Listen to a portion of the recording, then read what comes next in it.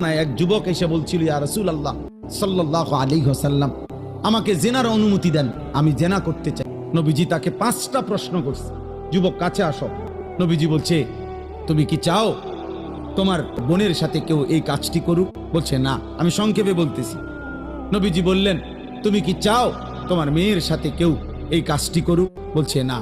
নবীজি বলছেন, তুমি কি চাও তোমার মায়ের সাথে কেউ এই কাজটি করুক? যুবক বলছে না। নবীজি বলছে, তুমি কি চাও তোমার খালার সাথে কেউ এই জিনা করুক? যুবক বলছে, লা ওয়াল্লাহি জালানি আল্লাহু ফিদাআকা।